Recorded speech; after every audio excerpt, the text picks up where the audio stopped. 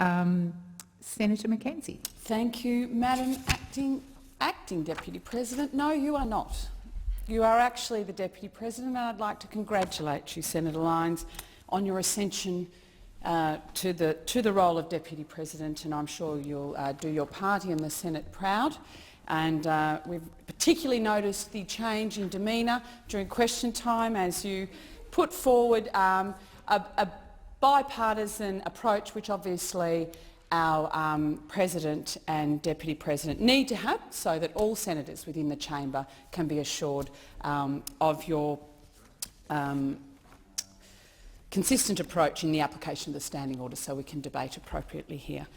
Well, it gives me great pleasure to rise today to give my address in reply to our Governor-General's address at the start of Parliament, of the 45th Parliament, and what a day that was. We had gun salutes, we had Governor-Generals, we had House of Reps coming and going, we had new senators sworn in, and the next day, how different our chamber looks as a result of the people's choice for Senate elections this particular Parliament. But it gave me great joy. It's incredibly humbling to be re-elected as part of the coalition team, as the National Senator for Victoria, the great state of Victoria, where I think it's fair to say we had a ripper result. Victoria has returned 5 coalition senators, which is an incredible result. We're very, very excited to see Senator Jane Hume get our number 5 result, and to see Ministers Fifield and Ryan return, and Senator Patterson, who's already making such a strong contribution to the chamber and to the Parliament in the time he's been here, to be returned. I obviously am the one national in that coalition team, and we work very, very cohesively across the state of Victoria to ensure that the needs and interests of not only those that live in Melbourne but those that live outside the capital city are represented in this place.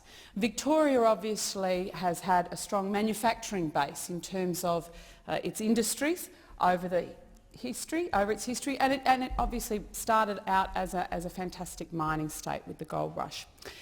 But today our major industries, we are a huge exporter in agriculture, particularly fruit and horticulture from the Goulburn Valley, but we are definitely the powerhouse for the dairy industry and the export of that product to the ports and the communities around the world.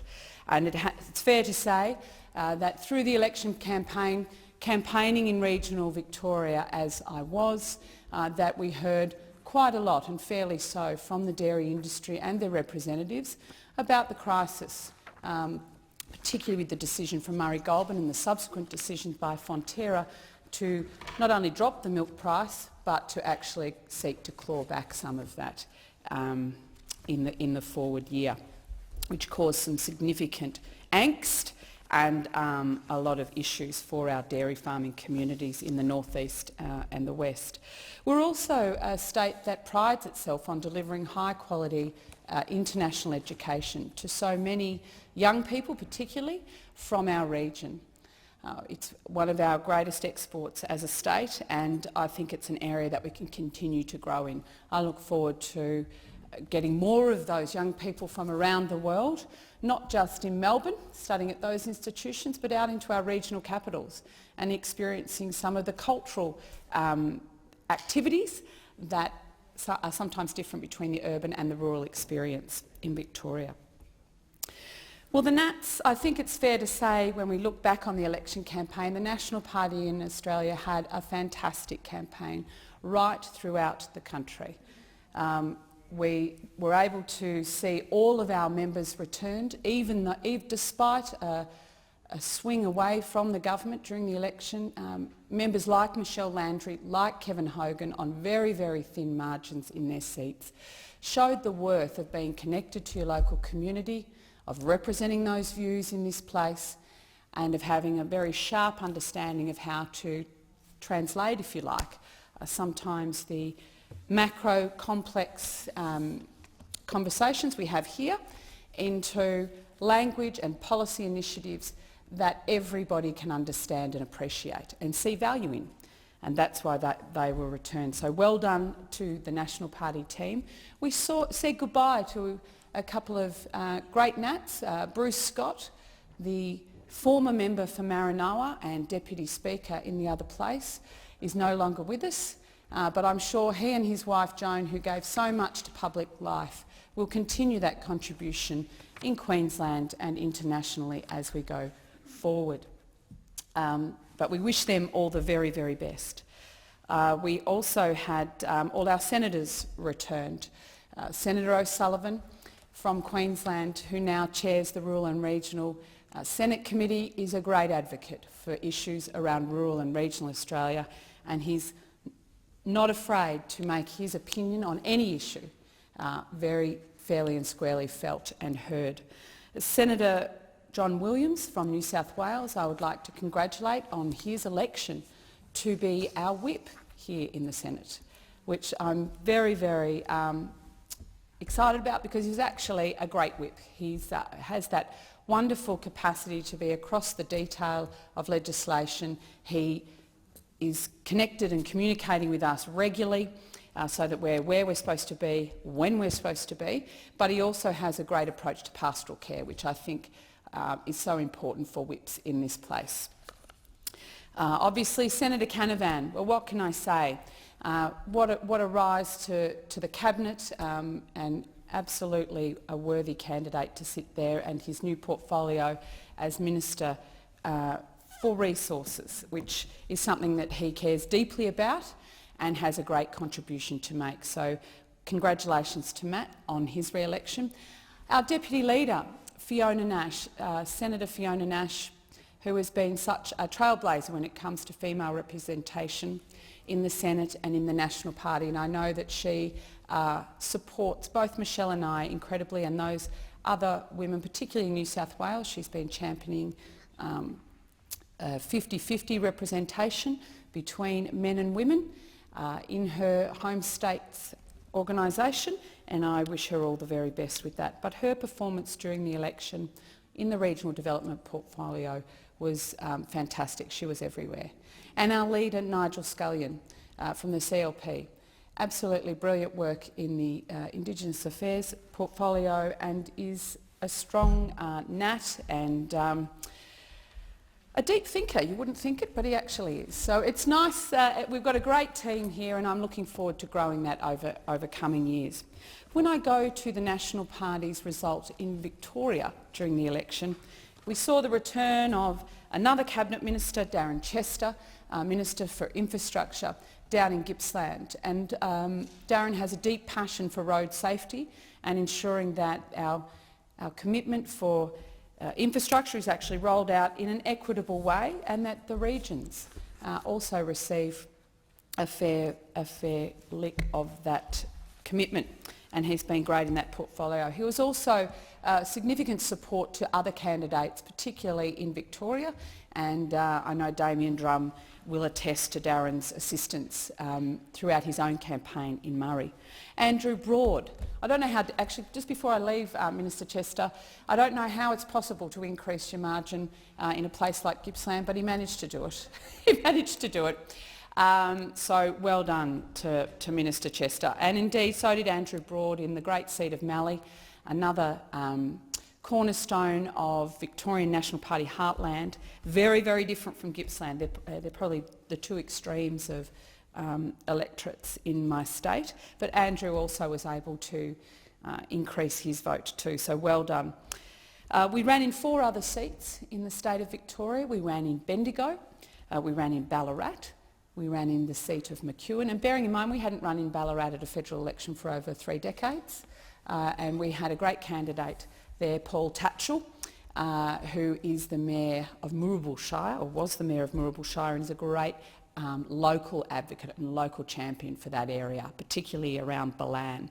And it was through my interactions with Paul that I was able to meet with the Balan CFA volunteers during the election campaign, and they called a few different brigades together, and we were able to discuss their concerns about the state Labor government's decision to bully their own ministers, to bully the CFA board, to bully the CFA former CEO,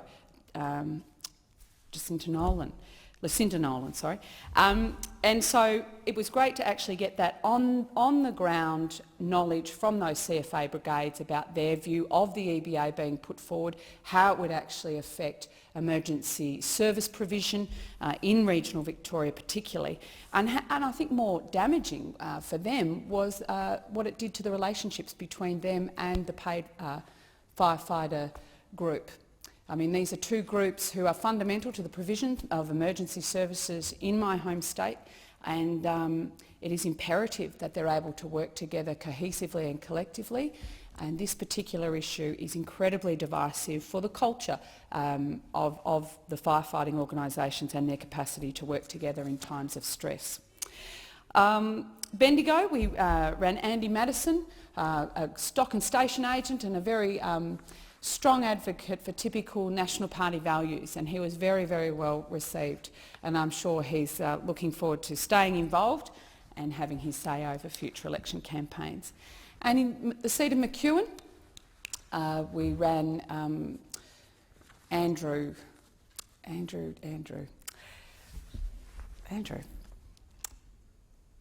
It will come to me. But he runs a stock feed store in sorry, Madam Deputy President, I've been stock food store in a place starting with T, just down from Yea and Seymour. But anyway, and he and his young wife have just opened that business. He's left a corporate job in Melbourne and returned to the country, Tallarook, to actually start in small business, and he's doing a fantastic job there and really bringing forward the conversations around the National Party, again around CFA, again around regional development, and I'm sure he will stay involved.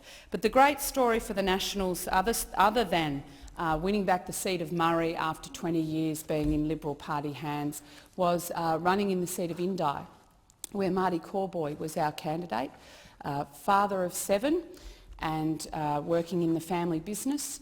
He actually spent the last year door-knocking Wodonga and being a very strong advocate for small business and for National Party values in that seat. It was tough. It always is tough to fight against independents such as Cathy McGowan, who solidified her hold on that seat. And I know the Liberal Party's candidate Sophie Mirabella, who'd been a long-term member of that seat, also similarly fought a very hard campaign. But Marty chose to go to the people with a positive face and a positive message for the coalition voters, and he was roundly rewarded with an 18% primary vote. So well done to Marty and to all our volunteers right across that seat. It stretches from Wodonga down to Benalla, up into the Alpine National Park, and really he did some miles during that particular campaign. Thank you. James Anderson.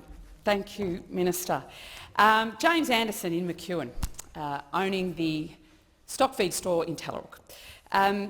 Anyway, the three-cornered contest, though, in Murray, I think, absolutely was totemic for the National Party in Victoria to win that seat back. And Damien Drum, as the local member, I know will do an absolutely fantastic job in representing that community and their needs and interests in this place. He has a strong sense of community. He was born in Kingupna, which is just down the road from Shepparton, but don't try and tell him he's a Shep boy. He's very much a Kingupna boy.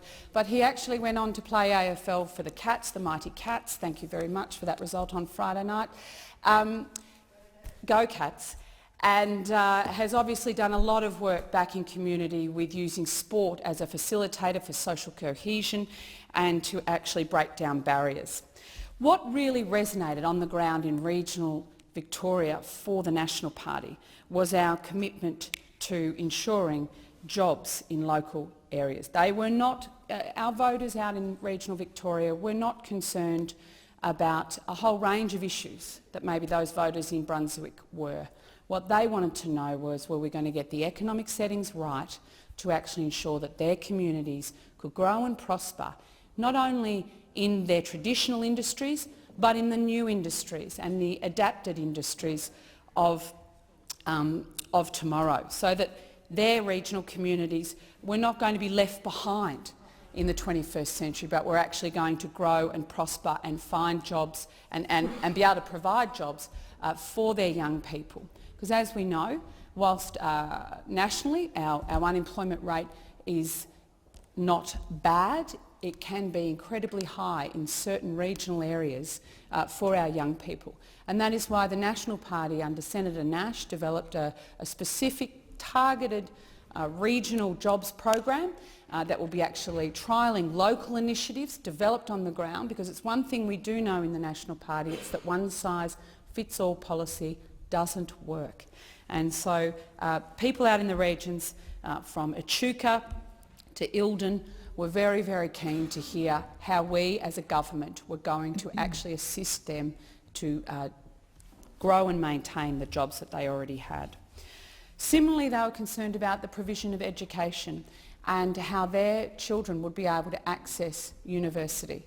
And we hear this time and time again. Many families in the regions have to stump upwards of $30,000 per child per year for their young person to shift away to the city to take up their choice of university degree.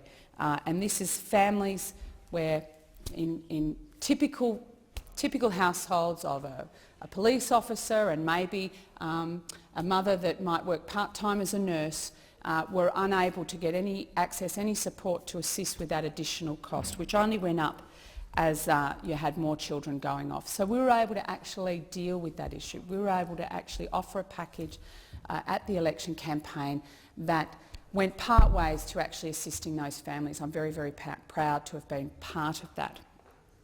Similarly, in terms of accessing education, in terms of being able to access all the opportunities of the 21st century and to overcome some of the challenges, we need to ensure that we are providing that digital infrastructure out in the regions.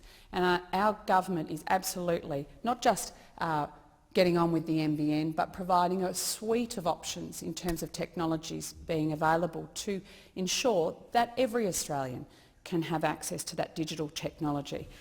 When we were travelling around during the election, we heard so many times of young people who at their local state school, by the time they got back out to the farm to do their homework, there wasn't enough internet, or they'd used all the download that week, etc., really making it hard even for them to achieve in their secondary school education, which has a similar flow-on effect for their attainment of further study, tertiary study.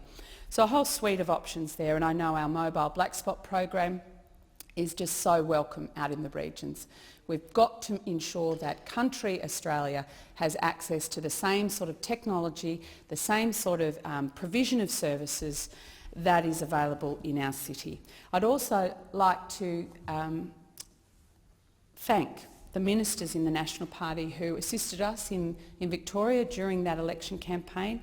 Minister Barnaby Joyce was down there several times, going through the seat of Indi, going through the seat of Murray, making significant announcements, making sure these communities understood our commitment and our promise and pact with them. Darren Chester, I've mentioned. Fiona Nash made regular visits to both all of our electorates that were actually fighting in that campaign, but specifically again to Murray and Indi, and her presence was very much appreciated. Michael McCormack came down and in his former role looked at defence manufacturing industries and the local jobs that they provide out in regional Victoria, and also Keith Pitt, who at that time was assisting the Deputy Prime Minister, talking about the agricultural programs, the land care issues that we were championing in that election. All in all, the Victorian Nationals had a fantastic election campaign. I'm very proud of all of our candidates, and particularly our volunteers in the Nationals Party. We turn 100 this year. We had our centenary last month. We're still going strong. We're still standing up for regional Victoria, And I would just like to thank our President and all of our organisation for getting behind our candidates and our members and senators and ensuring that we had the support we needed to be able to represent them and our values in this place. Thank you. Thank you, Senator McKenzie, and thank you for your congratulations. Senator